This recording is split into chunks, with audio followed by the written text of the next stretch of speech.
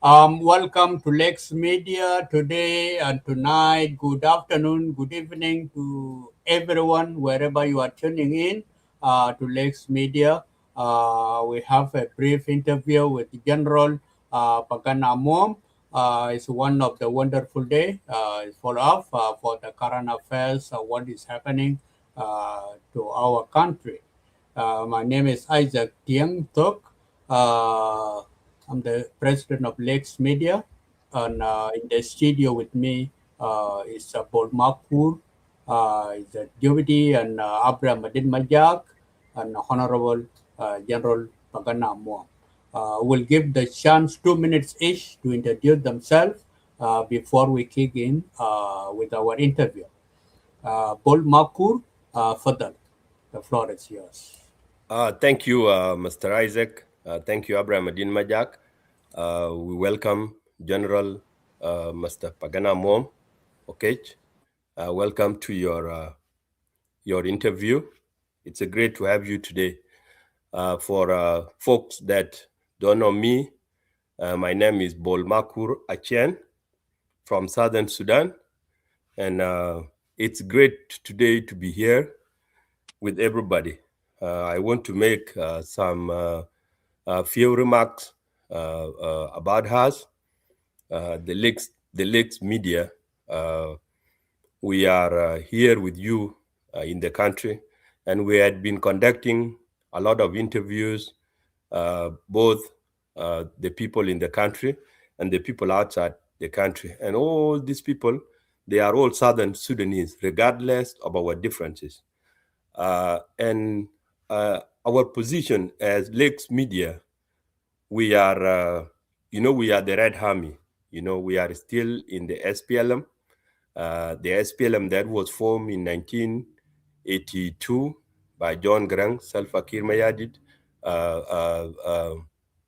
and Carbino Kwanyin Bol, including himself here with us, General Pagana Moam. I want to dismiss some narratives that trade on us by other youth. When we bring one of the comrades and we talk to him, there is a misconception that folks from Lake State Media, are rebels. First of all, we ourselves, Lake State Media, we are not rebels. And rebels is not a bad thing, neither. John Garang Mabur was a rebel. Pagan Amum Okiech was a rebel. Leave this now. The previous rebel of Sudan. And I believe you will attest to that. And they went to the bush and they fight and they become SPLM of Southern Sudan. Our duty here, I want to clarify our positions. We, the Lakes Media, we are independent media that working for peace in South Sudan. For instance, when the SPLM in government and the people now in the rebellions, in the rebellions went to Saint Gideon, it was through our work. It was through our jobs. We work hard to speak to the rebel, and we also went out of the lands to bring also people from the government, and their voices were heard. And then Saint Gideon picked it up from us. They picked up from us, and they host the people of Southern Sudan. But other people got blinded to recognize our job, trading some things which are not right, that we are rebels. Our job here, we are neutral, but our job is to bring the people of South Sudan together so the peace will prevail. Okay.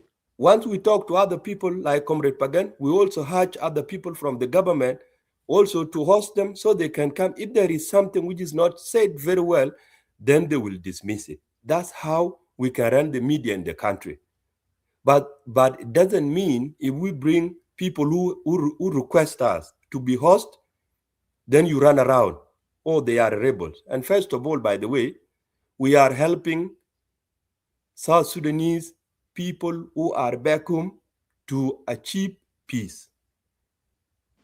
I will make it short, and I want youth to be more inclusive and work for peace. I was recently in Juba, And I want to tell you how Juba is. Juba is great. And I appreciate you that met with me. They welcome me, and we share a lot of ideas, and we want to work together to bring our people who are in exile back home. And I believe that's the dream of our president, to bring people who are outside the country home. And that's what we are doing with the Lakes Media. Like right now, Comrade Pagana have not been home for a long time, and I was in Juba.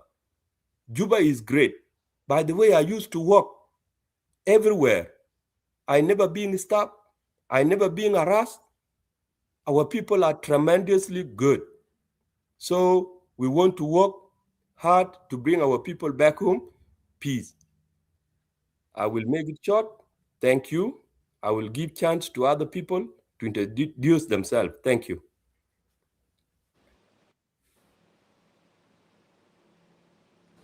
Thank you so much, Bol. Abraham, Fadal. Yeah, thank you, Bormakur and Isaac, and also let me welcome General Pagan Amum to Lake Media. So we are glad to have him to speak to South Sudanese, and I agree with what Bormakur said, because Lake Media, some of the citizens of South Sudan, they mistaken the work that we do, because media is independent. We are a voice of voiceless. So our job is to, because we are here to, what we are working on is a peace, like to start peace in the country. In order to do that, we have to bring the government and the opposition that they disagree and let them talk. Dialogue is very important. So, and that's what we want our leaders, whether in the government or in the opposition, they have to have a dialogue, because we need a peace in our country, because our people have been suffering for so long. Yet we are the seed of the nation, as Bormaku said it, because we've been in SPLAs in the beginning.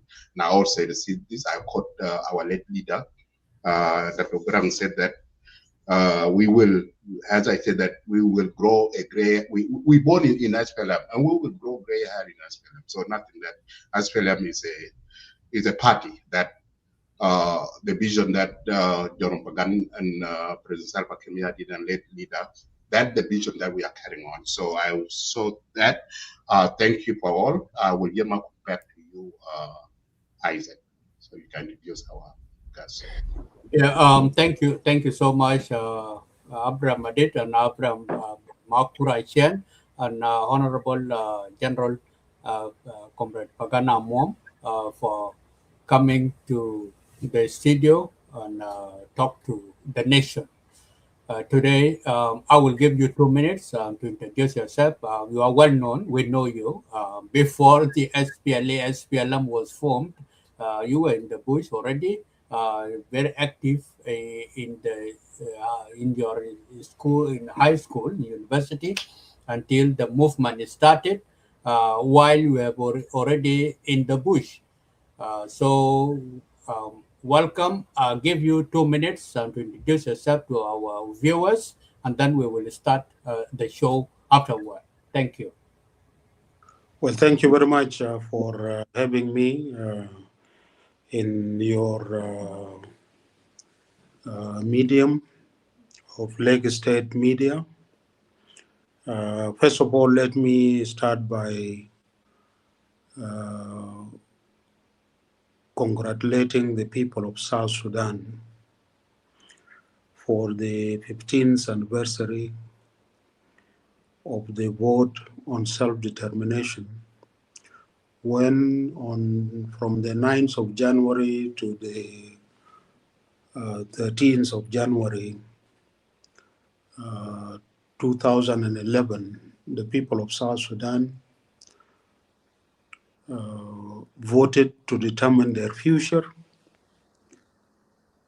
and they have chosen to become a sovereign nation with an independent state, which later on in July 9th, 2011, we raised our flag and South Sudan was recognized.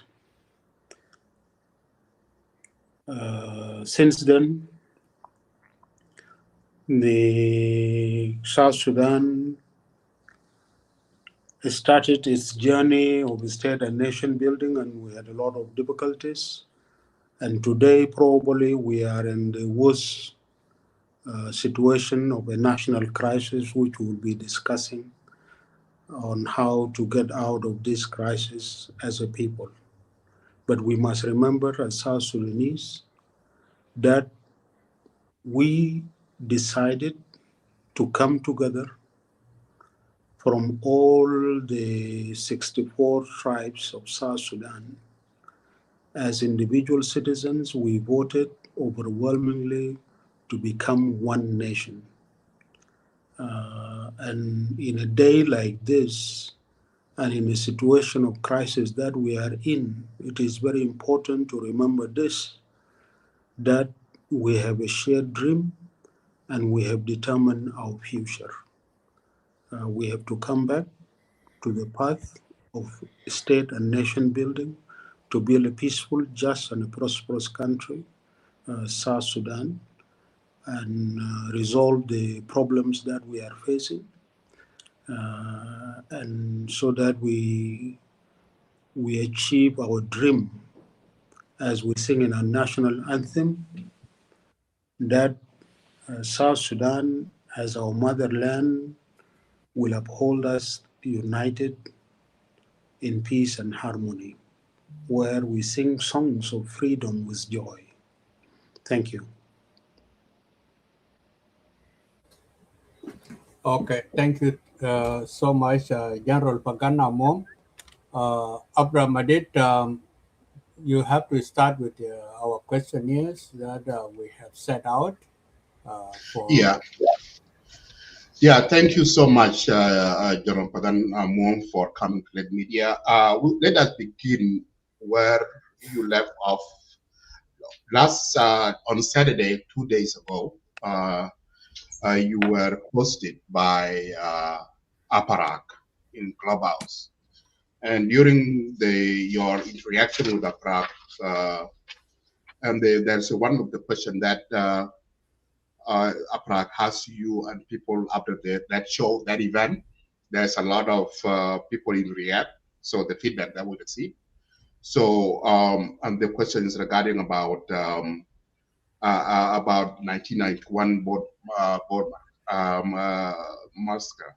So, can you clarify to South Sudanese where you level about this incident in 1991? Is it is Dr. Yang Mashar is innocent in 1991 incident or not?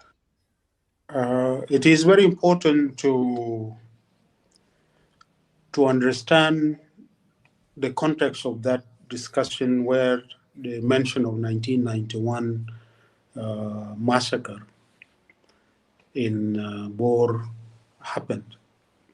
We were actually discussing the crisis in South Sudan today and the division that is caused by the use of tribalism and regionalism as an ideology to maintain power or to capture power, where some of our leaders go to mobilize the tribesmen, deceiving them that this power is their power and they want them to protect it, when it is actually the power of the people of South Sudan as a whole.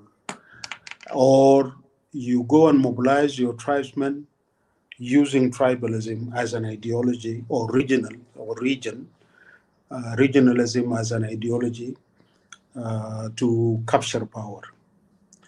That is the context. And one of the consequences of using of tribalism in politics as an ideology is that it divides the people, and that leads sometimes, or most of the times, to massacres or killings on ethnic basis. These also are used by the enemies of the people of South Sudan, like the government of Sudan have used dividing the people of South Sudan along tribal lines, including recruiting people from ethnic groups against other ethnic groups, like militia, as part of counterinsurgency during our liberation struggle. That is the context that we were discussing. And today, as we speak, tribalism is also being used, and it is hurting, it is dividing the people of South Sudan. It is destroying the social fabric. It is creating community conflicts. It is creating ethnic conflicts in the country. And that damages the nation building project, which by necessity must be inclusive of every South Sudanese citizen and ethnic groups. As I was just congratulating our people on the 15th anniversary of the vote on self-determination, where the people united and voted to be one nation from all the different tribes. This is a challenge as we speak today. So coming back to specifically the question, the facts are that the government of Sudan, when the split happened, the government of Sudan at that time, the Ingaz government decided to mobilize the friendly forces, the militia groups that joined them against the SPLM-SPLA, mostly recruited from the Nuer ethnic group. They were mobilized in Malakal and ordered to declare their allegiance to the leadership of the Nasser, what came to be known as Nasser faction, when Dr. Riak, Dr. Lama Kol, and General Gordon Kong, or Commander Gordon Kong, declared their takeover in Nasser, splitting the movement. That force was ordered from the headquarters of the Sudanese army to move directly to Bor and cause the massacre there and portrayed as a Dinka-Nuer conflict. That was the design. That is what happened. Now, Dr. Riek Machar, of course, assumed responsibility, even though it was not him who actually ordered the first attacks, but he assumed responsibility because that force paid their allegiance to him. And therefore, he has the intellectual responsibility. And indeed, as was mentioned, Dr. Riek apologized to the people of Bor area for the massacre that happened in 1991 and assumed responsibility for it. But the facts I'm sharing with you are realities, and that is what happened. These are historical facts. You cannot change them. Of course, people can have different interpretation, but this is a fact. Now, today, as we speak, the biggest challenge that we have is tribalism. Why it is a challenge? Because our historical task after the independence, after the vote of the people of South Sudan in January 2011, is to build a nation out of all South Sudanese ethnic groups. A nation that is united in its diversity. And tribalism is a big challenge. As we speak today, with the crisis that we are having now, and we may come to them later, we have the challenge of tribal mobilization to prosecute this war. And that is what I want us to focus on. What we are talking about here is the unity of the people of South Sudan. Who divides the people of South Sudan along tribal lines are political leaders, and they are the ones responsible for this. There's no problem between the Dinka people and the Nuer. There is no problem between the Dinka people and the Shuluk. There is no problem between the Nuer people and the Anuak. There is no problem between the Bari and the Dinka. There is no problem between the Latuka and the Dinga or the Taposa or the Dinka or the Zande. There is no problem. But there is a use of tribalism as a tool for power struggle, which divides the people. Thank you. Thank you, General Pagan. To follow up, before I yield back to my co-host, as you explained that 1991, those people who caused this horrible crime, and you say that those are friendly forces, call it Wad Sadiq in Arabic, and what people want to know, General Pagan, is that you mentioned that Dr. Yak has apologized for it and he take responsible for what happened in 1991. But for you, General Pagan, what do you think? Do you think Dr. Yamachar is responsible for it or not?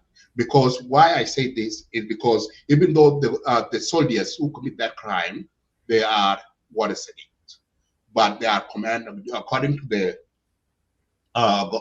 the video on in the YouTube that Dr. Yak has admitted. Let me. I have a video here so I can show where Dr. Yak admitted about it. So what people want to hear from you, Dr. Pagan, is about, is it, before I conclude, let me play this clip real quick. No, I just actually... We don't love killing. Mm. You know, it's not a good character. It's not part of my description. Garang today has no troops. If we had troops, we would have been fighting here. Most of his troops were wiped out in Bor.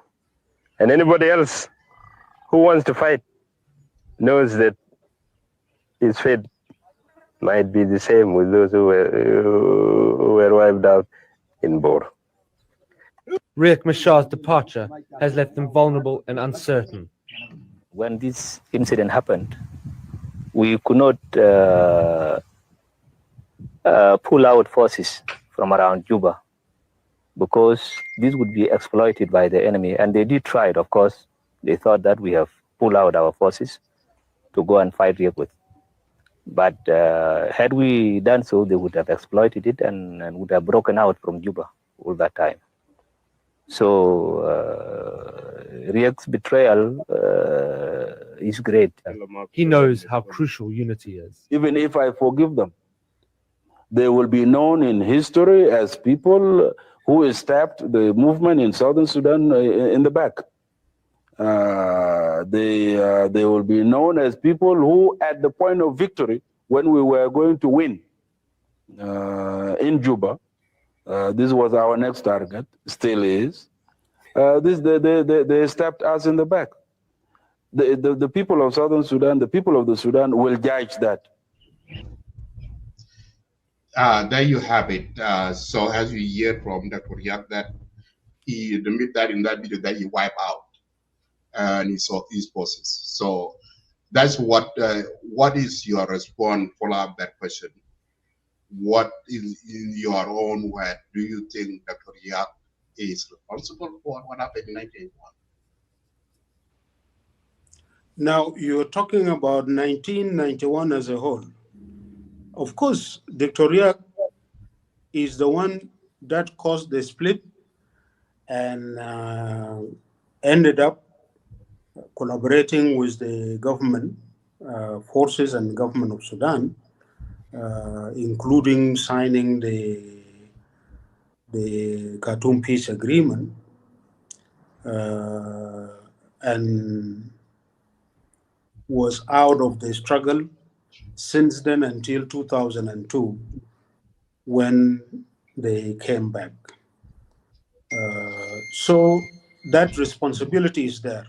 But what we are talking about here is that the force that came and carried out the attacks first were friendly forces of the government of Sudan. And if you can see from what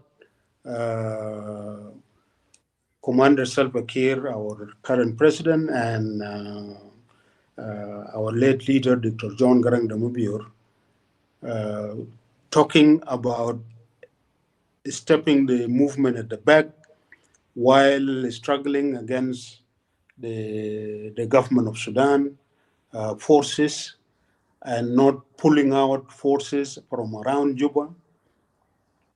You see here the struggle, the focus is about the struggle against the Sudanese regime.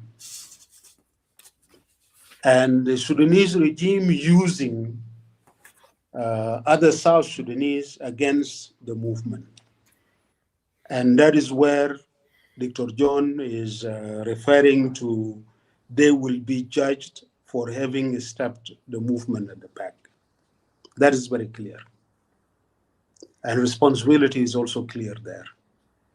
But what I'm talking about, which is very important for those who have been making comments on this issue, is about the use of tribalism to divide the people of South Sudan and warning against it. And the need to make sure that whatever that we do, we must keep the unity of the people of South Sudan so as to make their dream come true. The people of South Sudan united during their struggle, even though sometimes they got divided or they were divided by the enemy, but they were able to unite and secure their right of self-determination. They were united when they chose to become one nation 15 years ago. And in July that year, 2011, the people of South Sudan declared their independence. And now our task is to maintain our unity and expose the use of tribalism not only as divisive, but it could be a danger to the very existence of South Sudan as a nation that is united, that have a dream to live united in peace and harmony.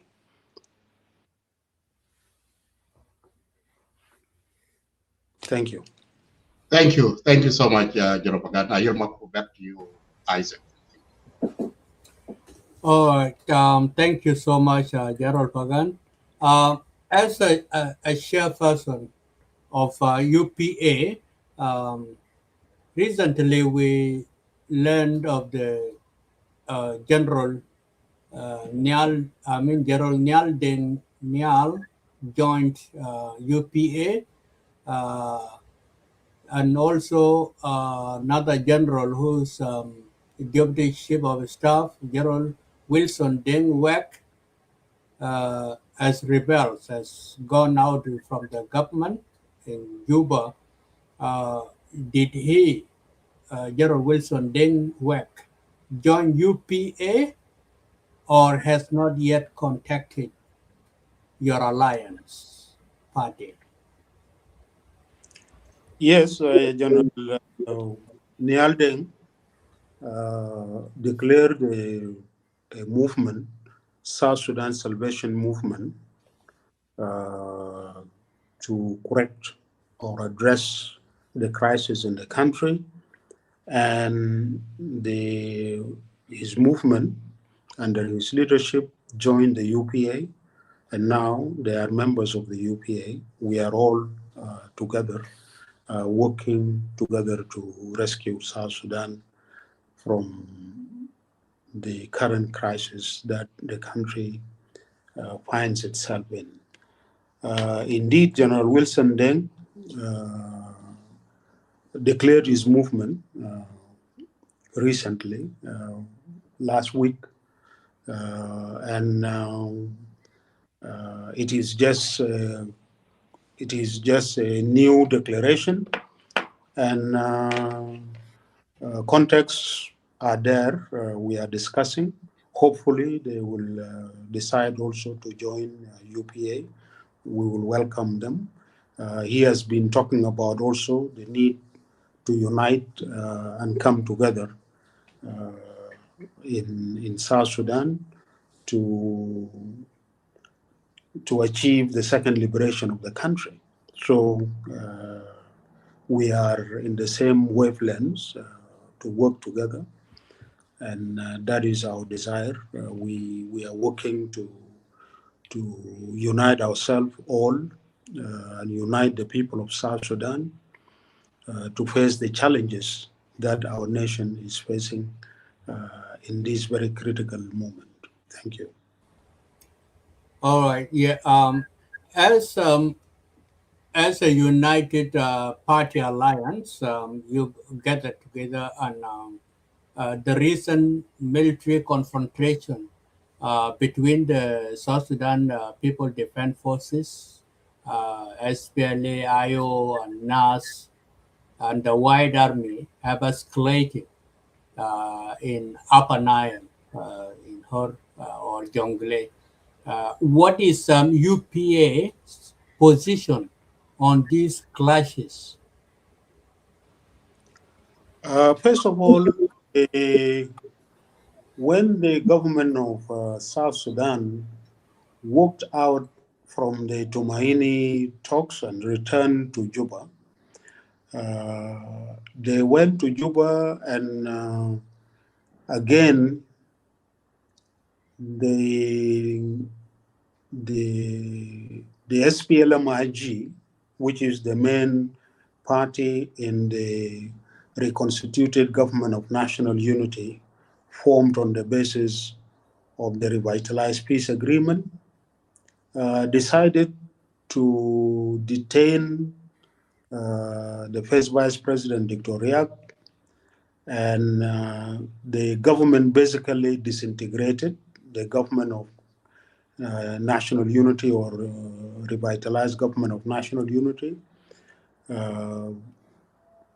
literally disintegrated, and literally there was no government for a very long time. It was only elements from the SPLMIG ruling, and that continued to be the case up to today. That became a crisis, and they took the country back to war. The part of the leadership of SPLMIO are detained together with Dr. Riek Machar. Others have fled Juba into the countryside or outside the country. And the country is back to war. And this war actually started in Western Equatoria, where the governor was pushed out, and it went into Western Baragazal, and from there to Upper Nile, and now it extended to Jonglei. And the SPLM-IG had also invited in foreign forces fighting alongside the government or protecting the government.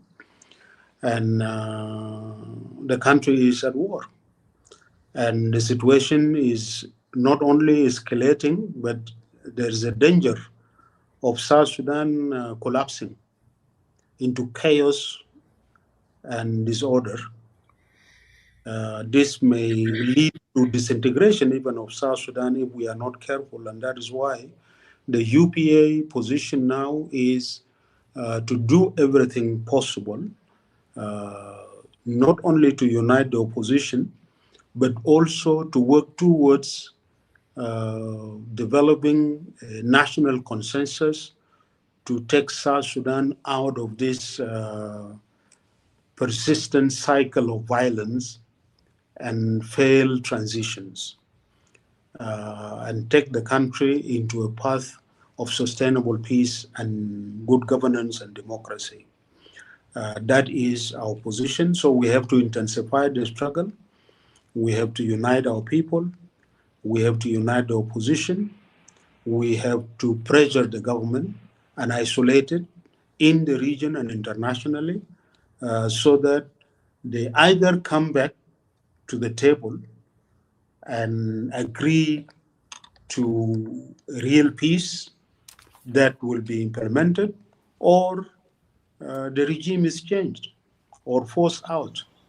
Yeah, that is the question I'm asking, because Tumahini piece of talk was the one everybody was hopeful to hear out with a fruitful uh, outcome in that meeting, but unfortunately, it ended up in halfway, and now the clashes has started. As you mentioned, there is a war going on, and on the government side, since we have been hearing, the election will take place in 2026 here in December. What will be your role here? Are you going to be participating in that election, or what will be your role in between here? Secondly, also, what must be done to address the security challenges and the armed groups, because there are so many armed groups now. We are not even united and not under your control of UPA, or they are just neutral, and some are Malaysia, and we can't figure out where they belong. Where are we heading to here, General Pagan? The country is in a very difficult situation. Probably this is the darkest moment in our life as a nation. Of course, there is war, and it is now almost all over the country. And there is a serious economic crisis. The government has been destroyed by the current leadership in power. They have looted the government to the point that the government is not able to carry out its basic function of a government, like securing and protecting lives and properties of the people, providing education or health services to the people, or managing the economy, or even addressing humanitarian crisis. Nothing. The government is not able to provide. It is not able even to pay salaries of its employees or army or police. That is a government that has already collapsed in that sense. It is not even able to do anything in terms of governance. And war is expanding, and the state is collapsing. It has shrunk to Juba, and even Juba is not secure. So change is necessary. Now, the government is talking about election by the end of December. And as you said correctly, the country is so insecure, the people are insecure. How can you conduct election in such a situation? If really the government is serious, the UPA have made a concrete response to them. Number one, we need to stabilize the country, end all these conflicts, and agree to reconcile the people. This is number one. So that you can have a stable South Sudan. Number two, you need to open the political space for the political parties to operate, and this must be having agreed on a new transition or including of when to conduct election. And number three, you need to engage in making the permanent constitution, and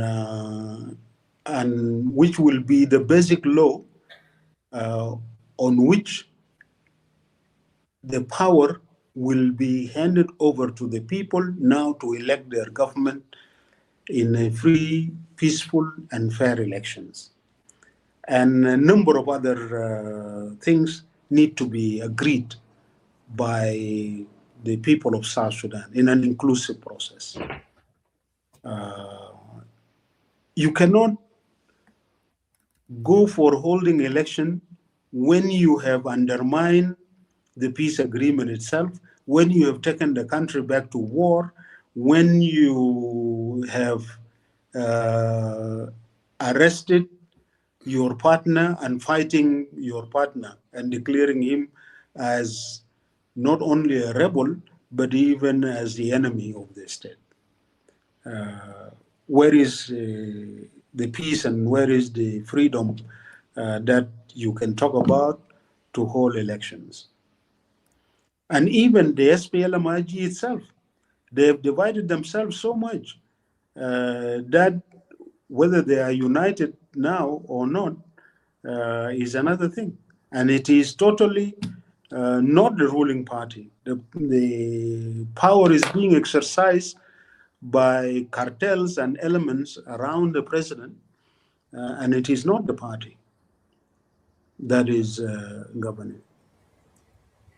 Well, thank you for answering that, and that is the main concern for the South Sudanese people or the citizens. They are all worried because even the opposition is deeply divided with the accusation of the tribal politics. Can the opposition realistically united and have a united future or a vision or what they are fighting for? What we see here is a chaos. The citizen, they cannot understand what's going on, who is fighting who, and what are you fighting for. Many people, they are not understandable. And also the revitalized peace agreement, we are not sure is it still a viable peace or a viable path to peace, or has it failed? So all these questions are the things that are running the mind of the citizens, and I need you, the figure, the leaders, to address the nation such that the people will know where are we going to, where are we heading to. Thank you. Yes,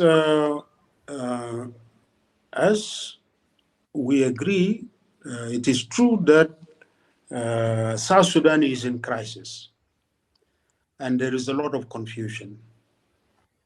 But the path out of this is, number one, this is a time for us as South Sudanese to unite. from all ethnic groups, from all the 10 states or the 3 regions. We must come together. And in a day like this, we must remember that we have decided and have determined our future, that we belong together as one nation. So we have to come back to this. Now, if tribalism has been used to divide us and to divide ourselves, we have to move in the direction of uniting ourselves and celebrating our diversity, existing as different tribes speaking different languages.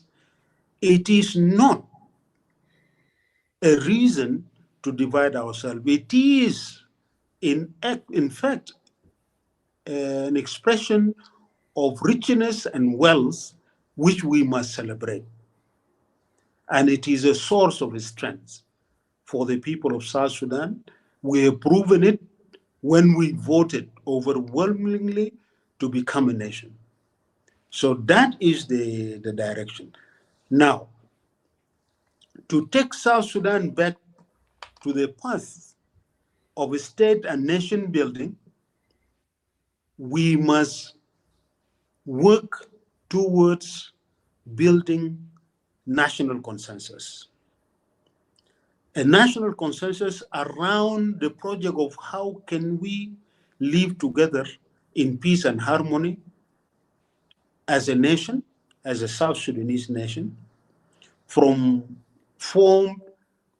by all the ethnic communities. How do we transform ourselves from being members of tribal communities into becoming equal citizens, South Sudanese citizens, as equal stakeholders in this nation? And how do we build this nation in a spirit of solidarity and patriotism and togetherness? It has been always clear to the people of South Sudan that when they unite is when they achieve their goals. It is when they unite that they can restore their dignity. And these are lessons we have learned from generations that have been struggling since we were occupied by foreign forces. That is how we united. And South Sudanese, or South Sudan as a nation, has been born from that struggle when we came together. And we have affirmed that when we voted overwhelmingly to become a nation. Now we have to continue on that path, the path of now building a nation. And that is our historical task as the present generations of South Sudanese. Okay. That is to build a strong state that can serve the people of South Sudan, a state that can restore the dignity of the people of South Sudan, a state that can help the people of South Sudan to rebuild their lives, which has been broken by the oppression and by many wars that we have been forced to wage to liberate ourselves. That is the direction. That is the path that we have to go to. Thank you. That's right. All right. Thank you so much, Gerald Pagan. As a follow-up question from our viewer here is called Tut Riak Jekan, is asking, what are the consequences of the military takeover that is not inclusive, especially in the context of the South Sudan fragile political and social landscape? And I will be yielding microphone to my brother Bolmakur to take over from there after you answer that question. Thank you. Well, the consequences will be continuation of war and divisions. And that would be very dangerous. That's why we say, let us unite ourselves. And the real task of South Sudanese today to rescue South Sudan is to come together.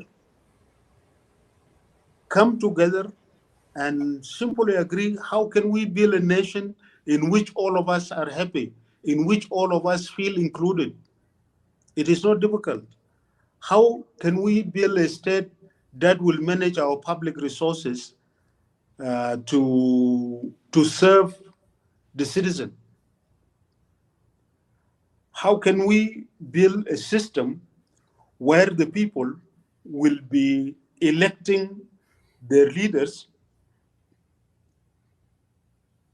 and those leaders exercising authority as servants, not lords over the people, but as servants, that must also be held accountable for whatever they do by the people.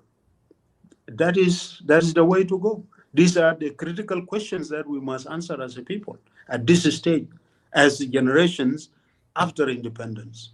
That is our responsibility now. And it is not difficult. The difficulties that we are facing have been faced by many nations in the beginning of their rise, like wars, civil wars, divisions. These things happen. But do you learn lessons from them? We have to learn not only from our history, but also from the histories of other nations. Thank you. Thank you, Comrade General Pagan Amum. It's great that we have you today. I will step back a little bit. There's a follow-up question that I was very interested to ask, because you talked about the election. And before I go to the question that were framed, I would like to ask you, because you said that the election cannot be held and the country is in a chaos. So what I would like to ask from you is, if the government expedite peace and share power, which is your interest last time when you were in Tomahini, because I was there, the interest was to share the power. And if this sharing power is what you want, you will definitely transition to Juba. That's what I understand in the Tomahini. So now, if the government expedite peace and the same sharing power will continue and bring you home, will you support election? First of all, the purpose of peace talks are not about sharing power. They are about the need to agree to a solution to the national crisis, resolving the problem. The purpose of talks, and they are the Tumaini or the Rome negotiations or the RRCs, the high-level revitalized process. The purpose is to craft an agreement which will end the war, build peace, reform the state, implement economic recovery, and lay the ground or lay down the elements of rule of law in the country, including having a constitution that will be the basic law defining how South Sudanese will manage their own affairs, their public affairs, and how do they govern themselves, how do they elect their government, how long that government will be in power before they go back to elect a new government. These are the core of the agreement. And it is not about sharing power. Sharing power is just one element, and the purpose of sharing power is actually to implement the peace agreement, which is the building, the peace building, including reconciling the people, healing the wounds. It is about reforming the state and rebuilding the state institutions. It is about building institutions to manage resources in a transparent and accountable way. That is the real content. It is, in short, it is about agreement on how to build the state and how to build, to transform ourselves into a nation coming from different ethnic groups and different states and different regions, and how to govern ourselves. Thank you. Thank you, General. I'm still in that document of a peace agreement, because last time it fall apart and you went to where you want to be, and the SPLM in government went to where they want to be. And my question now, in the region, because all these agreements or peace being held, they are being supported by the regional, which is intergovernmental. Right now, is the regional, does they still interested to bring South Sudanese together, which is the people who are now in outside the country and the government, and negotiate and bring peace, or they're not concerned anymore? The Troika, all these peacemakers, are they still talking with you guys to sit down, or they just let you?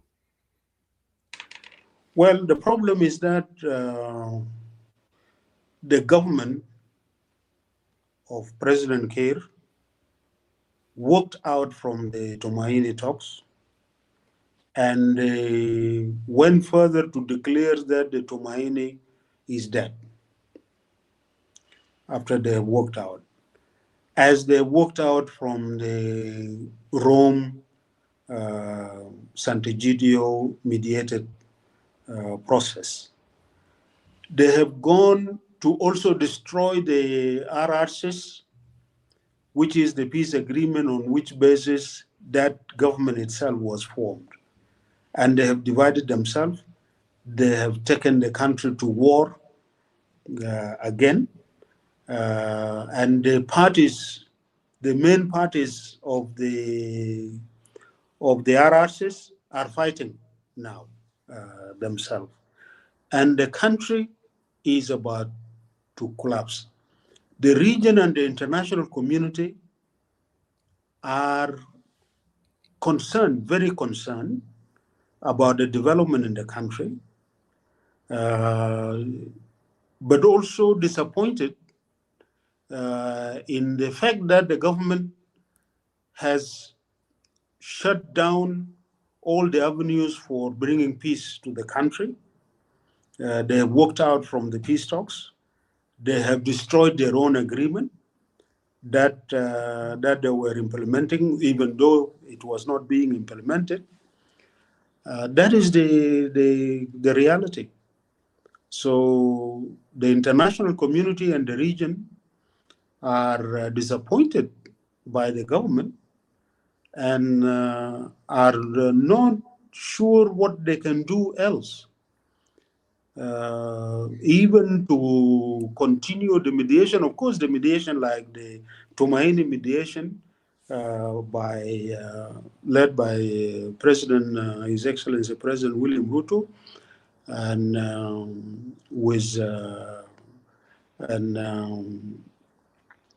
headed by General Sambayo with his team. They are waiting. They are still on the table. We have been on the table, but the government has walked out. Okay, thank you. What can they do? Thank you. I believe in our speaking here now, the president is listening, and he now know that they are being accused of them walking out. So I believe we will work it out to come back again to negotiate. Another question We is, hope so. And we are not accusing them. That's the fact. They walked out. it worked out. So now in this talk, I believe they're watching us. Me too. I urge them to come back to negotiate because I would like everybody to come home.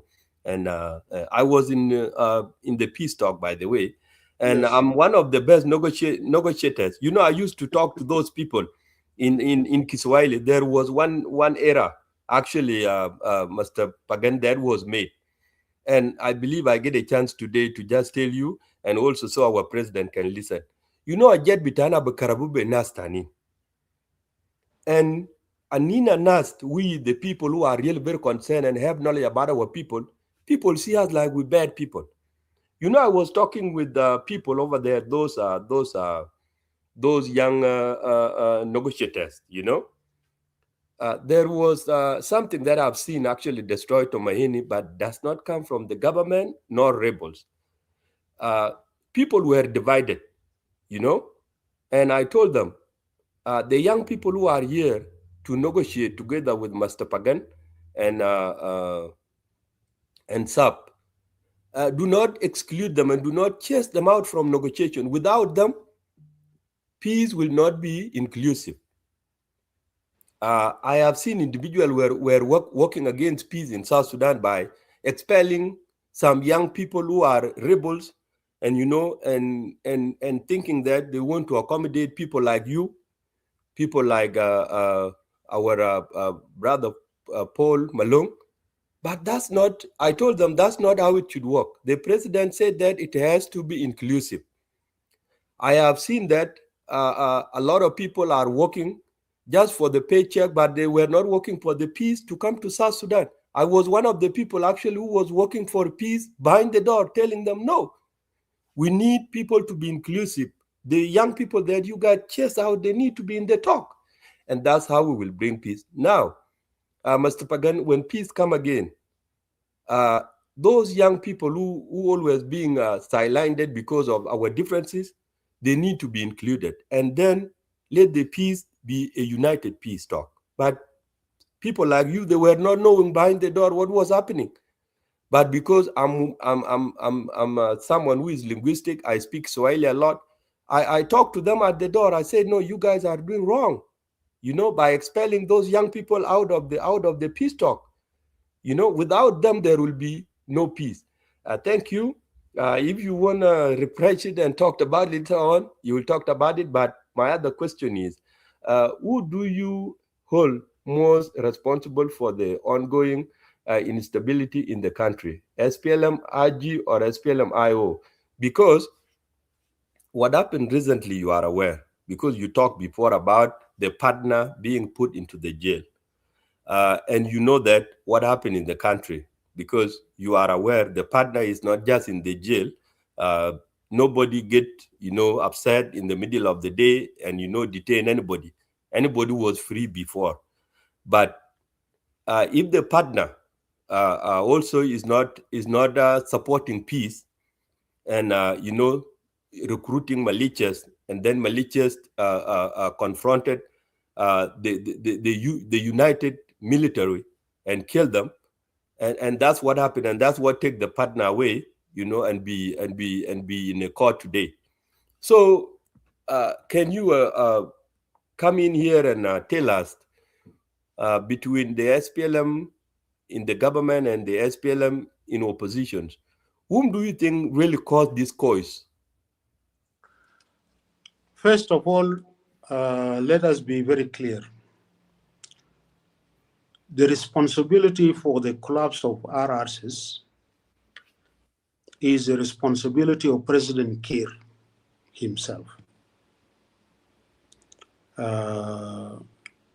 And it is under his leadership that the SPLM-IG and the army, the security, and others started all this destabilization. And it is very important to always remember the fighting did not start in Nasser. The fighting has been right from the beginning all over the country, but in the last stage, the fighting started in Western Equatoria. Then it moved to Western Bahr Ghazal. And it has been the SPLM-IG attacking SPLM-IO. Then it moved to Upper Nile. There also, the main cause of that crisis was by the SPLM-IG. President Kiir decided to deploy his own forces into Nasser or to relieve the force that was in Nasser. As per the agreement, which is the agreement he had agreed to, such deployments are not allowed in the agreement. The force that needed to be deployed are unified forces.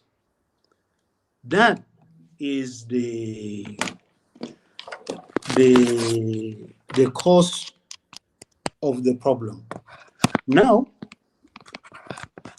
sorry, I think my phone is losing power. Mm-hmm. I hope it will. So that attempt to deploy the forces is what triggered the fighting in Nasser or in Upper Nile. And then the bombing of IO positions, including in Jungle, triggered the fighting again. So here you can see very clearly that the responsibility is that of SPLM-IG, and particularly President Kiir himself. He is responsible for this crisis. And he has Victoria arrested, but even before his last house arrest and trial, Victoria actually was detained in Juba, was not allowed to move around the country.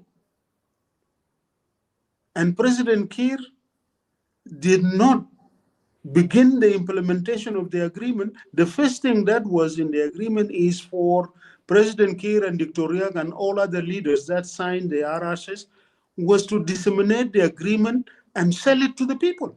They have not done that. They have not even appeared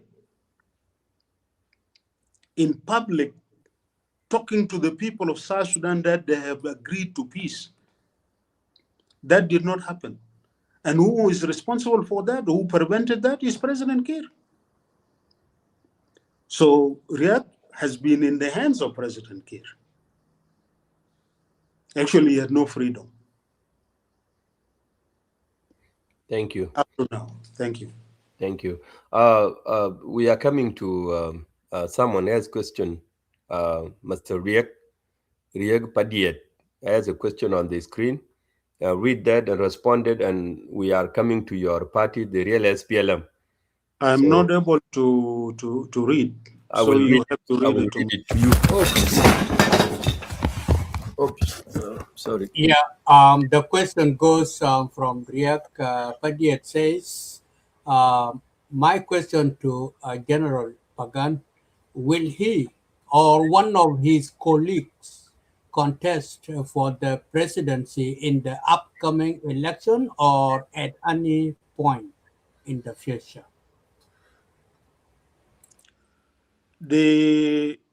First of all, there are no conditions for elections now in the country. And therefore, I don't think the issue of who will contest for election is a question that we can be concerned about now. The most important thing is for us all as South Sudanese to rescue our country and prevent its disintegration. Let us do everything. Let us unite ourselves to take our country out of this chaos that it is in, stabilize it, and then agree to rebuild it and establish a system how we govern ourselves, including elections, including having a constitution, and how to administer the country. Like now, there is need to build South Sudan as a federal state in reality, because it has been a popular demand of our people. These are the tasks that we have now. Let us rescue South Sudan. Thank you. Thank you. Thank you for a great response to that. I'm coming to a question about your party. It says some people have raised concern, question that the real SPLM does not have a manifesto. Does real SPLM have manifesto? And if so, can you explain about it so people understand and, stop those accusations being thrown around? Thank you. Yes, the real SPLM has a manifesto. In fact, I have shared the manifesto with Abraham when he asked me that question some few days ago, and so it is available with you. We have a manifesto, and in that manifesto, we clearly articulate our vision as a political organization. And essentially, our vision, as it is in the name, is to revive, or our objective is to revive and restore the vision of historical SPLM and ensure that this vision is what would guide us in the process of state and nation building. This vision has been betrayed by President Kiir and his group.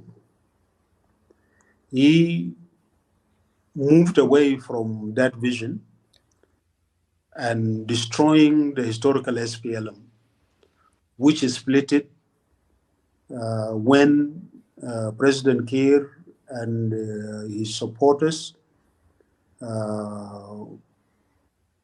tried to silence the call for reforms within the SPLM and took the country to war, including accusing some of us who were calling for change and who were calling for a return to the vision and correction of mistakes, accusing us of having attempted a coup falsely, which is not true, and we have been set free by the court in South Sudan, and later on forcefully exiled out of the country. So that is our core objective. So our aim is to regroup the SPLM members, recruit new members, especially of younger South Sudanese who have come of age after the struggle, and this is it is about their future, and our vision is a peaceful, just, and a prosperous, inclusive South Sudan for all South Sudanese, a country that is united in its diversity, a South Sudan that belongs to all South Sudanese,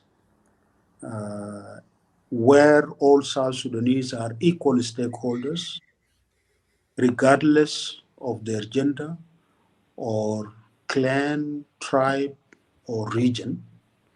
That is our vision, and towards that we struggle, and towards that we offer ourselves to serve the people of South Sudan. Thank you, General. What about UPA, which I believe the abbreviation is United People Yes, Alliance. Alliance, United People Alliance? Because sometime, I had not been follow up. So, what is the United People Alliance vision for uniting South Sudan beyond ethnic regional division?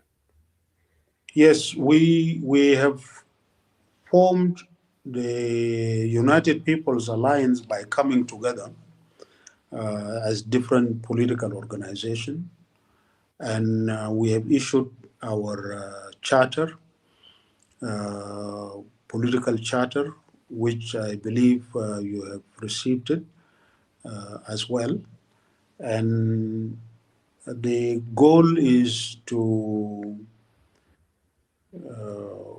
build a peaceful South Sudan, a country that belongs to all South Sudanese, where we unite all our people, regardless of tribes, and we build an inclusive society. And that is, and unity, of course, when you come together, you put your efforts together. We have united when we saw the government walking out from the peace talks. We felt it was necessary, given the crisis we have, not only to unite ourselves, but also to intensify the struggle using all means possible to rescue South Sudan. And we issued on the 9th of January last year our founding call and declaration, which I will also share with you. You have seen it, but in that we have called for the unity of the people of South Sudan. Thank you. Thank you, General. General, I know you used to be a close, this question just comes somewhere. I frame it myself. It's not in the. It's okay, go ahead. You used to be a close friend to John Grant. You used actually to be one of the people that they share ideas, and also President Kiir. You guys used to be very close. During time you execute a war plan, you guys used to be together all the time. I was there too. I'm one of the SPLM people. I was there, though I was not in the front line because I was a kid, but I was there. Uh, do you believe it was the same sabotage that was done to the SPLM, SPLA, which is still carry on today? Do you believe or not? Well, in history of people, divisions happen, deviation from the goals also happen, and it is sometimes unfortunate that people divide themselves, and sometimes also greed sets in, and power also corrupt people. These things happen. It is true. We have been together. We have been comrades. Dr. John was not just a friend to him. He was my leader. He was our leader. And Salva Kiir was also our leader. Before John Garang died, was one of the leaders, like the others, like Carbino and William Nyon, and other members of the military political high command. They were all our leaders, and we have been struggling together. We are comrades in the struggle, and when we lost Dr. John in that tragic helicopter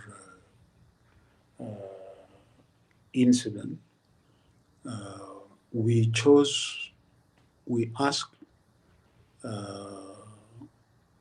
deputy chair of SPLM then Comrade Salva Kiir, to be the chair and take over the leadership from late Dr. John Garang Damambior. And we agreed, and he said that the SPLM under his leadership will be like a vehicle without a reverse gear. He was saying that he will not go back or away from the vision and the programs of SPLM.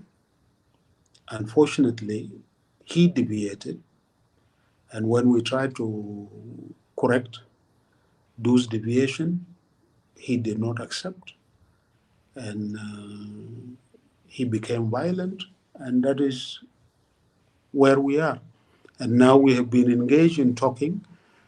We have met him, and the aim is to come back to the path of state and nation building and build a country as it is in our national anthem, a country where South Sudanese live united in peace and harmony, and where they will be singing songs of freedom with joy. With joy meaning their life is better and they are happy. And that is the purpose of this whole thing.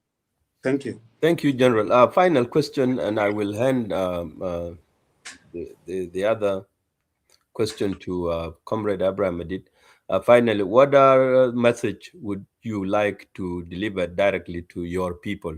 You know, people of the loving people of South Sudan. I call them loving people because I know in my heart South Sudanese don't hate one another. It was just a little division, and that's the reason whereby everywhere I go, I chook turn with anybody, and talk with the language of peace and harmony. So I call them the loving people of South Sudan. So go ahead and tell us what's your direct message to them today. Yeah. Before he went off, on to say his last message to the South Sudanese people, I have a very important question that I need to add on. Say that he will answer that, and then you will address the public in your last remark. Since January 9th, 2005, when CPA was signed, it was very jubilating to all South Sudanese. We celebrated it highly with a great hope. During the 6 years interim period, everybody was hoping we are going to vote whether for the unity or separation. And that thing was voted unanimously, overwhelmingly for the separation. And from there, when we gained the country as independent sovereign country, we were expected the government to have accountabilities for the truth and reconciliation and peace among the atrocities which has been taken by the rebels, or let me put it in that way. During in the war, there are a lot of things that has happened, and they are well known, and they are documented, and we have witnesses of it. Do you believe peace, justice, and reconciliation can succeed without accountability for the past and present atrocities? And it's now is mounting, is carrying on, is going on. Will that thing happen? Because there are other people who are still alive, and they lost their loved one, and they are waiting for the justice for their loved one. That thing, I need you to answer that question before you conclude. And also, Isaac, there another question go with the question that you asked. Yeah. Yoropagan, you can write this question down. Is coming from Moranyar. He asking you if the Adigono fail to conduct election this year, it lose legitimate. Will UPA recognize a government which may come through unconstitutional arrangement? So that question go with the question that Isaac asked. Yes. Beautiful. Thank you. All right. Thank you very much. There can be no reconciliation and genuine peace and healing of the wounds without justice and accountability. There must be accountability. Though the core objective of this process is to unite our people, is to heal our people, is to reconcile. We reconcile our people so as to keep our unity. And we heal so that we refocus and free and release our energies to build the nation as a united people. But there must be accountability, and therefore we support as UPA the process of the need for justice and accountability, including the establishment of the hybrid court as was agreed in the RRCs and the RCs before. Secondly, these processes must have a very important component of truth telling, not only to focus on punishment, but rather to focus on truth telling, apologies, and reconciliation as well. Now, for the government holding elections, if they hold elections which are not credible and not free, without having adopted a permanent constitution or a new constitution for the country, without stabilizing the country and ending the wars that are going on, that type of government will not have legitimacy, will not be legitimate because it is in power. It will come to power having stolen the legitimacy from the people. And that, even though it will be the government, it will just be a de facto government, but without legitimacy. It will be a government of the day. We will deal with it as a government of the day. As it is, the current government has actually lost legitimacy when they violated and destroyed the RRCs on which they have been formed. And with that, they have lost their legitimacy. They have returned the country to war, but they are a government of the day, even though it is in Juba, and even though it is not delivering, but they are the government of the day. And we deal with them as that. As a matter of principle, we are ready to engage, including negotiate, with that government of the day in Juba. Okay, thank you, General Pagan. We at this juncture, the question that Bolmarco asking you will be the last one because we have many people here sending a lot of questions in. I don't know if you have a time to answer them. So here is the question coming from Michael Ngor. It's a lot of questions. Michael Ngor asking this question to Honorable Pagan Amum. Number one, do you believe in the use of tribalism as a tool to achieve a political power? Or if why do you have abomination for the leadership, and you are from minority tribe, which is from Shilluk. Question number 2, you have been anchor for SPLM failures during Tarnish. What you think you can do better to regain a South Sudanese trust? And question number 3, what is your parliamentary? Can you repeat question number 2, please? Yeah, question number 2 said that you have been architect. Yes. Yeah. You have been an architect for SPLM failure during your tenure. What do you think you can do better to regain South Sudanese trust? And question number 3.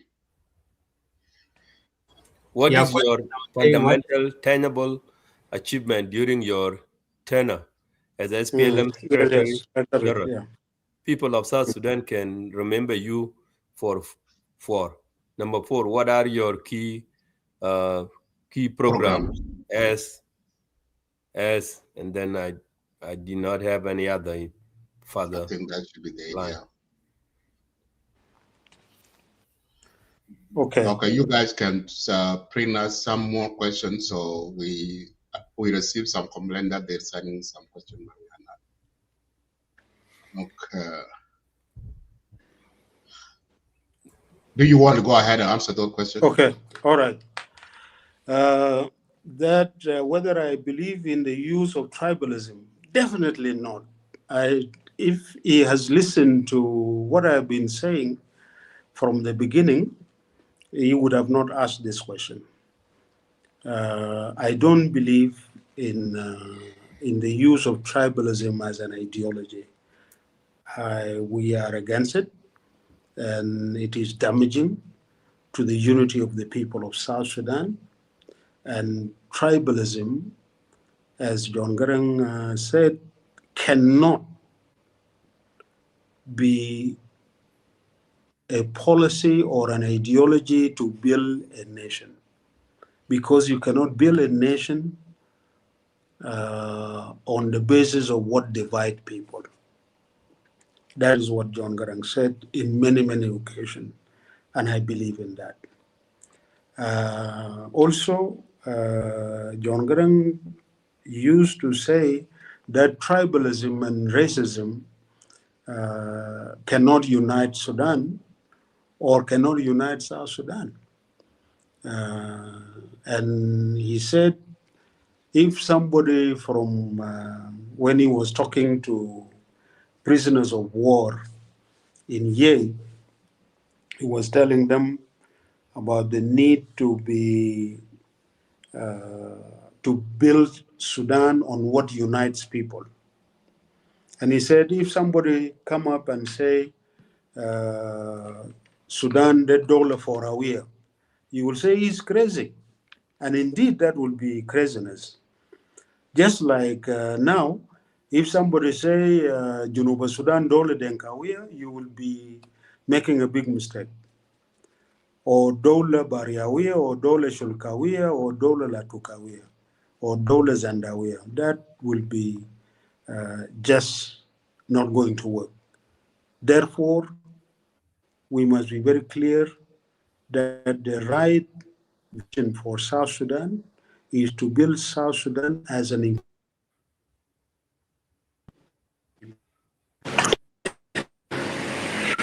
and now saying that I come from a minority tribe, again, let me quote Dr. John Garang. Dr. John Garang said, nobody we would like you to is a correct majority.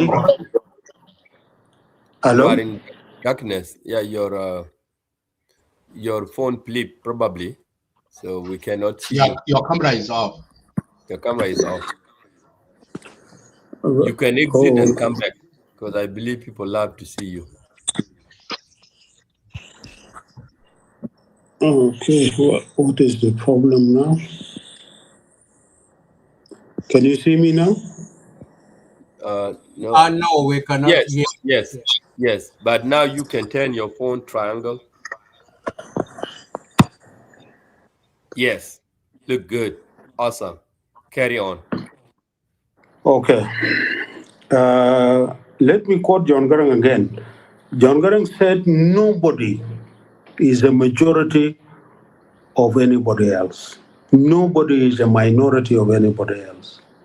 I am a South Sudanese citizen, and I am equal with the gentleman who was saying he has not even a little bit of more rights than me or more duties above me. No.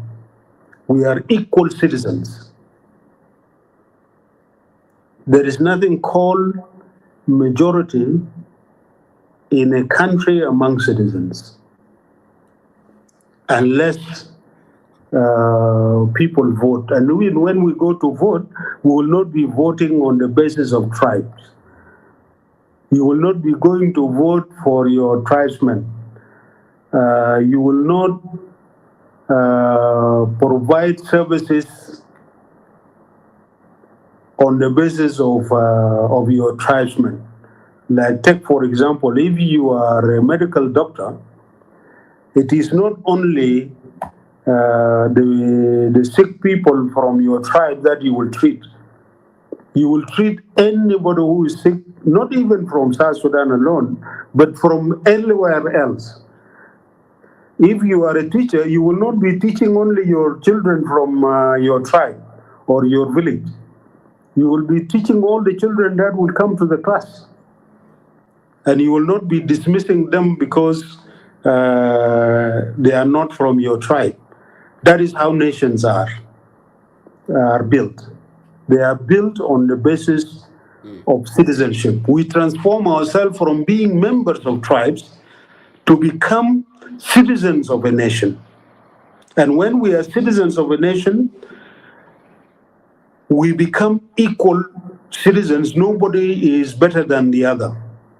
And actually, that is what destroyed Sudan, because some people were saying that Sudan is an Arab Islamic state, and therefore the non-Arabs and the non-Muslims have less or no rights. And therefore, introducing tribalism in South Sudan, this is a sure way of disintegration of South Sudan. And that is not the choice of our people. The choice of our people is for them, having decided to vote overwhelmingly to be one nation from all the tribes, to transform themselves into citizens of this new nation and build it where we can live united in peace and harmony as we sing in our national anthem. And on the question that I was the architect of failure of SPLM, I beg to disagree with that. And if you were a member of SPLM, I'm sure you have seen my work as a Secretary General, whether in the implementation of the agreement or in the building of the SPLM as an organization, in organizing the second convention, preparation for the third convention, in leading the negotiations on post-independence issues with Sudan. I think my work can be assessed, and if it is a failure, then our people will definitely judge. For him, of course, he has the right. He can say, I am a failure, I am the architect of that failure. He can hold me responsible for it. He may not have trust in me. That is him. But that's not the view of the people of South Sudan. If that becomes the view of people of South Sudan, that would be also acceptable by me. Then I will not have the trust. I believe I have the trust of the people of South Sudan.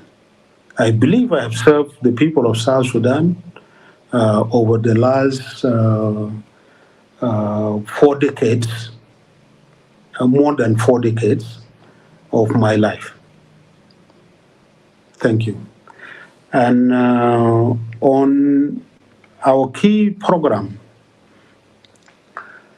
I have said it before, and I will summarize it. Maybe I will also put it as my last word. First, South Sudan is in a deep crisis. It is threatened with collapsing into chaos and disintegration. Our number one objective now is to rescue South Sudan. 2 is to work to unite the people of South Sudan and fight tribalism and sectarian regionalism. Unite the people of South Sudan, reconcile the people of South Sudan, and heal the wounds that have been inflicted, particularly because of the use of tribalism, which has divided our people and made them to fight among themselves, creating problems on them. And this is as a result of failure of leadership, particularly those leaders who turn to use tribalism and regionalism as a tool to maintain power or a tool to capture power. And that is what we want to work to heal the nation, to unite the people. Then lastly, it is for us to take South Sudan on the path of nation building, because our vision is that of a peaceful, just, and a prosperous South Sudan, new South Sudan. And to achieve this, which will make the dream of our people come true, as we sing in the national anthem, we think that we want to live in a country in peace, united, and in harmony, where prosperity, liberty, and justice will be the rule of the day, will be the norm forever. As we say, liberty, justice, and prosperity shall forevermore reign in our national anthem. Now, to do that, to achieve that, you need a strong state, a servant state, a developmental state that is capable to deliver on this promise, capable to build a vibrant economy, transforming our agriculture from a subsistence economy into a surplus producing agriculture, where we can produce our food and more, and start exporting rather than relying and being dependent on relief and always being in hunger and being hit by hunger from time to time. That is our plan, where we can build a South Sudan, a state that is able to educate our children, to educate all our people, because you need to build a citizenry that is highly educated to participate in the knowledge-based economy of the world that we have today. This is not just about cultivating durra and tomatoes. It is much more than that. Even transforming our animal livestock husbandry into a real economy that produce more meat, more milk, and more better skin and hides for industries as well. And not just for our food, but also to increase the wealth of the nation through exports as well, and building a better life. That is the state and nation building project to create the basis for a life of prosperity where our people can be happy, where they can genuinely begin to sing songs of freedom with joy. That is our key program. And we call on the people of South Sudan to unite behind UPA, so that we rescue the country and begin the real process of state and nation building, which is our historical task as the generations of the period after independence. Thank you. Thank you, General Pagan. Before we have a few more questions, Thank you. but let us give our co-host in Clubhouse a chance. Joseph. Are we together? Yes. Can you hear me? Can you hear me? I'm not hearing you. Isaac, can you guys hear me? Yeah, I can hear you now. All right. So we have our co-hosts in Clubhouse, Joseph and Patrick.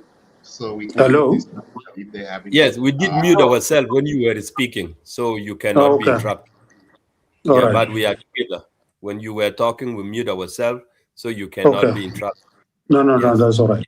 Thank you. Okay, Joseph and Patrick, you guys can go ahead if you have a question for General. Okay. All right. Yeah, thank you, Madid. Thank you, General Pagan Amum. I have a quick two questions. The first question, General Pagan Amum, this question to General Pagan Amum as former detainees. So my question is, why former detainees split to two? Some of them went to Juba and joined the government, and the rest remain outside and form real SPLM. That's the first question.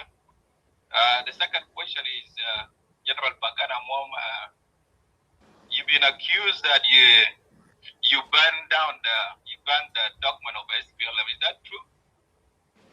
That what? Have you burned them? Then you banned the you banned the document of the SPLM. The documents has been banned down in the office of the SPLM Secretariat. Secretarian, you are being accused. You coordinate, you plan your escape, and you ban the document of the SPLM secretarians, and you escape. And those documents are important. They contain the peace agreement that was signed by Dr. John Garang. So the public accuse you that you have you planned that and to let people look at the government of Kir as a failure government, and you escape. Yeah. Go ahead, Patrick. Finish your question. Thank you. That was.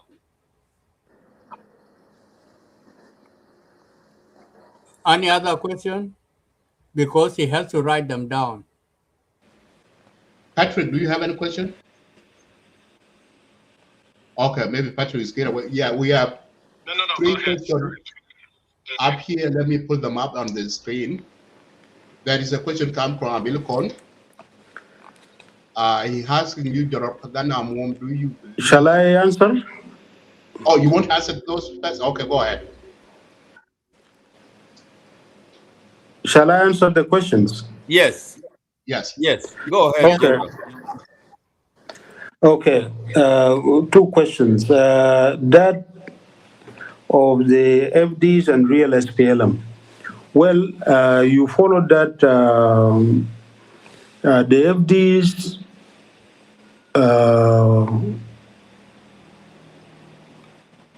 actually we did not get divided, but we had different view on the RRCs. The group that went to Juba said even though there were issues with RRCs, they will go and try to remove these issues and implement the RRCs and bring peace. The other group said with this way that the RRCs were signed and the mediation of Sudan created problems, and the RRCs would not be implemented and will not bring peace. So they refused to sign and remain out as part of the group that came to be known as non-signatories of the RRCs. And that is where this last group formed the real SPLM from the FDs.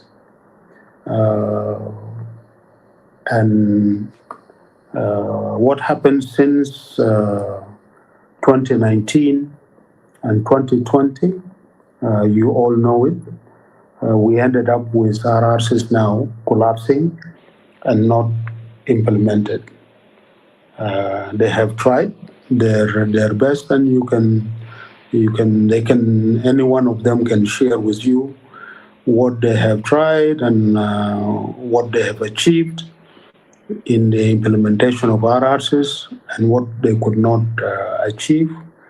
This is something that they can share more because they have that experience. And for us, we have tried to negotiate with the government that has been formed on the basis of RRCs. We went to Rome, we went to Kenya, to the Tumaini process. The government walked out from these two processes, and here we are. So that's where the real SPLM is. Now we are part of the UPA, and we are still in the program of rescuing our country and achieving sustainable peace, or taking the country out of these failed transitions and failed implementation of peace agreements to sustainable peace, democracy, and good governance in our country. This is where we are now. On the accusation that I burned down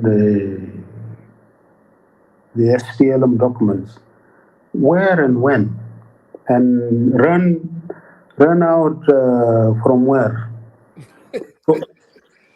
This is very strange. I think this is just nonsense. There's nothing true about it. And the way I went out of the country first was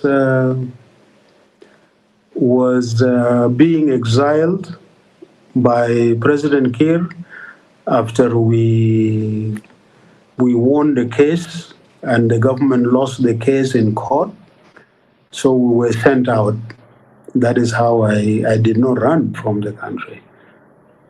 Okay. I was actually put in a plane by the security with the orders of President Kiir to leave the country. And the second time, I went to Juba, was sworn in. I did not burn any document. And when I was the Secretary General, I left the country through the airport to be part of the peace process in Ethiopia, in Addis Ababa, after I agreed with the president that we are going to sign a peace agreement. The president refused to sign, so we disagreed again.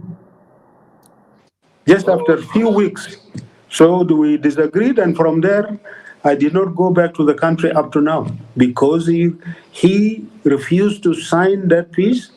And when he signed, he said that was not a good agreement. It was imposed on him, and he was not going to implement it. He also reneged on implementing the Arusha Peace Agreement as well.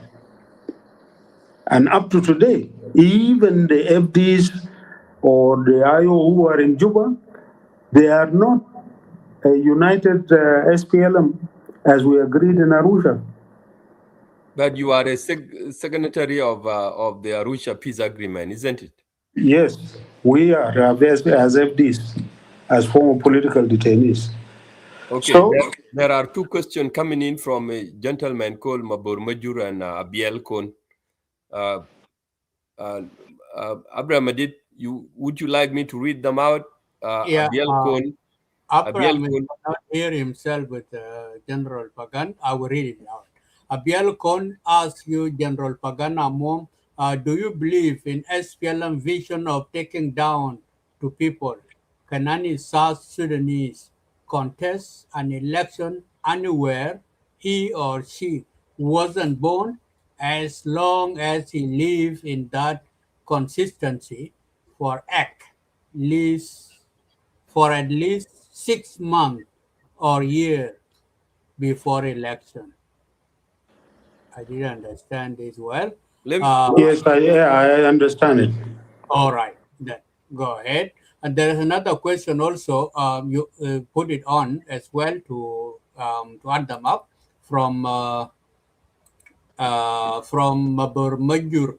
Mabur Majur is asking you, can Honorable Pagana Mom elaborate and elucidate issue with the tribalism in South Sudan other than power struggle and promotion of nepotism? That is from Mabur Major. That's a gentleman from Australia. He's a scientist. So he hit that with the term called elucidate, which means to explain. Go ahead. Okay. For the elections where a citizen will vote or contest should not depend on our opinion as citizens. It must be based on the law. First, on the Constitution and the electoral law. We must agree in our Constitution as a people on the issue of movement, residence of citizens as citizens. Now, that is a process of nation building. It is a process which I call before transforming ourselves from being members of tribal communities to become citizens of a nation, equal citizens of a nation. We will not be governed by our tribal norms and traditions. No, we will be governed by our constitution and our laws. And the constitution is the basic law for the country, which we must agree. And it is basically agreeing on how do we manage our affairs as citizens of the South Sudanese nation.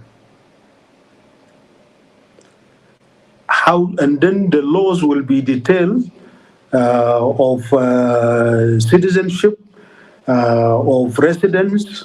For example, the laws, the electoral laws will detail that a citizen who is a resident of a certain place will have for a period, will stay for a certain period to qualify to be a citizen of that state or that county, and will qualify to vote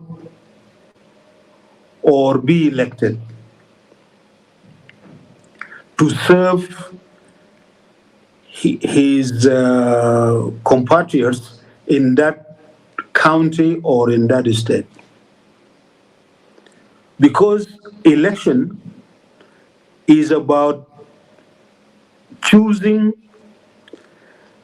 citizens to serve us in our constituency. And that will be regulated by the law of the nation, electoral law and other laws as well. And now we will also decide for the laws. They will be legislated by our parliament, state parliament or national parliament. They will be the people whom we elect to go and legislate and agree on laws which will be implemented by the judiciary. And we will agree in our constitution that nobody will be above the law. And if you violate the law, there will be prescriptions.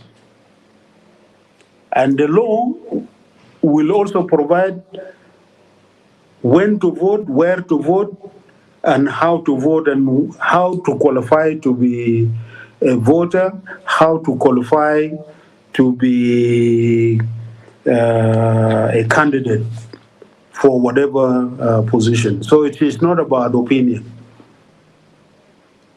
And it is also not about parties. It is about the people and the representatives whom they elect.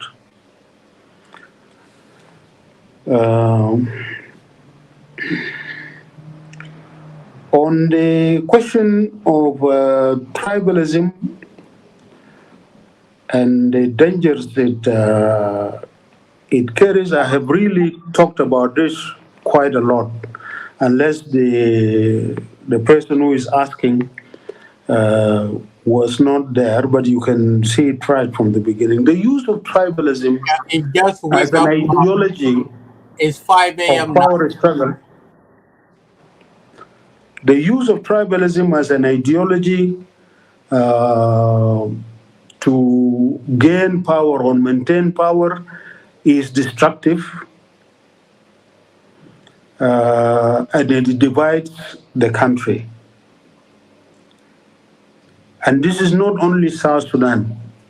Anywhere else which is form of multi-ethnic or which is multi-ethnic, if you use tribalism, you divide the people and you delay the nation from progressing. And it has to be avoided. And if you use tribalism to appoint your relatives or your tribesmen into position and empower them to have access, that is a mentality that is seeing the government as something to be looted for personal gain or for family gain. That again destroys the country. First, nepotism is against meritocracy and competence.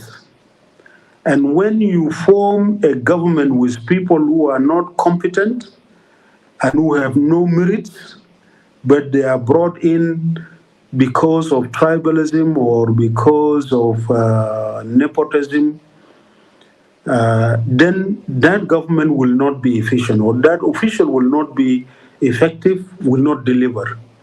That is what leads to state failing or government failing to deliver, to serve the citizens. And the purpose of government is to serve the people, to provide public goods. And there are a lot of experiences where society is formed by tribes, but they choose their governments or they build their institutions on the basis of merits. Take, for example, a country like Singapore. They have Chinese, they have Malay, they have Indians, and their government is only based and formed on the basis of merits and on the basis of competence. And it is such a government that has been delivering. They have been able to deliver Singapore, from being a third world country, very poor, into becoming one of the top wealthy nations in the world. Probably they are among the top 5 richest nation in the world. And by the way, for your information, Singapore has no resources. They have no oil, they have no agricultural land, they have no even water. But they were able to create wealth and make that nation wealthy. Because of merit, they form a government to deliver. They don't see the government as something to be looted like it is now in South Sudan. And John Garang warned us against this, that this mentality that see a government as something to be looted is very dangerous. And if you form that government with that mentality, it will fail to deliver. And John Garang said, even the SPLM, if it does this, they will fail to deliver, and the people will throw them to the sea. Even John Garang said, and even if there is no sea in South Sudan, the people will look for a sea to throw that SPLM government into the sea, like just now. And our people are going to throw that government into the sea. Thank you. Thank you so much, Gerald Pagan. Ready for my question? Yes, we have come to an end, but I have 2 questions. I mean, 2 people. No, here. I don't think we can take any more questions, please. Thank you. Just 2 questions only. No, I have no time for that. I'm entering into another meeting. They've been waiting for me. Yes, thank you. All right, then no worries. All right, thank you. Another time, if you can give us another opportunity, I will be able to come and answer all the questions. No Thank worries. you. Thank you so much for coming to the show tonight for us and all our viewers in the Clubhouse, in the YouTube, and the Facebook. Thank you so much. May God bless the Republic of South Sudan and all the well wishes to ask for the blessing of 2026 to be a year of peace in our country and the nationwide. Thank you very much for hosting me, and let me also take the opportunity to wish the people of South Sudan a happy New Year 2026, and we pray that 2026 will bring peace and change in our country so that we can have stability and begin to rebuild our lives and build a prosperous South Sudan. And I thank your viewers and listeners in all the medium, in YouTube, Clubhouse, and Facebook. And once again, thank you very much for having me in Lagos State Media. Thank you so much, General. God bless you. Go, we will catch up again. Yeah, General Pagan, we all Thank you. we are God bless we are you. on Lake Media, not Lake State Media. All All right. Go ahead, Isaac. Thank you.